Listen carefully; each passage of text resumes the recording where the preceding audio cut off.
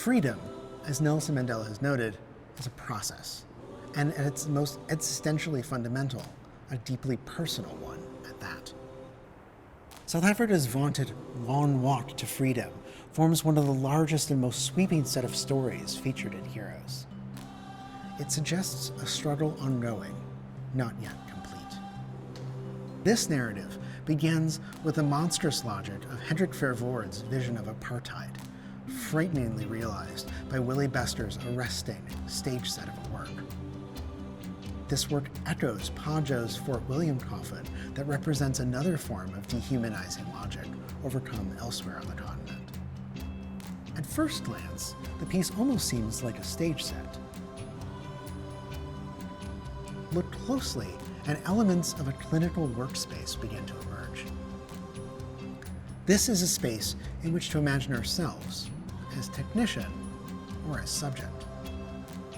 Bester's focus is on apartheid South Africa's systems of racial classifications and their unfounded claims to scientific legitimacy and racial superiority. The work centers on 7 small dolls, labeled with the 7 racial categories recognized by South Africa's government at the time. Apartheid in South Africa ended in 1994, yet, as a stage set upon which anyone may seemingly enter, Bester cautions us through this work to remain awake to how menacingly present such pretensions to difference can continue to be. Oppressive systems, he notes, can be built from the most mundane and ugly of materials. In so doing, Bester sets the stage for the consideration of Heroes' one outright, unredeemed villain, Hendrik Verwoerd, architect of apartheid, and, until his stabbing on the floor of Parliament in 1966, South Africa's Prime Minister.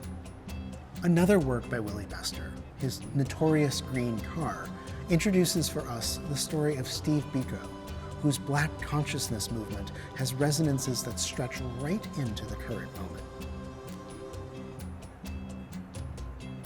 The South African story is anchored by a work on paper, not only about a hero or heroic principle, but actually authored by one as well, Nelson Mandela. While the stones of Robben Island brutalized his body, Mandela also used them as a site to expand the mind. On the island, Mandela was almost wholly cut off physically from the outside world. Yet, using texts smuggled in from the mainland, he established the university in the cave depicted in this image, through which the prisoners taught a range of subjects, including art, to each other. Upon his retirement from the presidency, Mandela took up drawing in charcoal, crayon, and pastel, in part as a personal means of reflecting upon his tumultuous and consequential life. This image, created upon a return visit to Robben Island after leaving power in 1999, is part of a series of works that reflects upon scenes of his homeland and memories of the struggle that transformed it.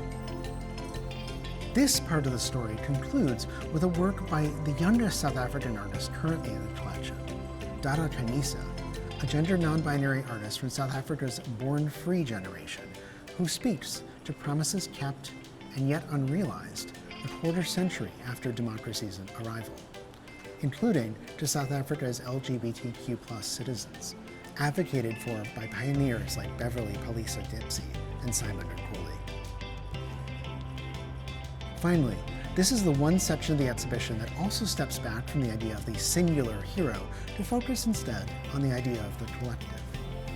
While the big names model heroic principles in action, true freedom, after all, is not achieved until the path is joined by all.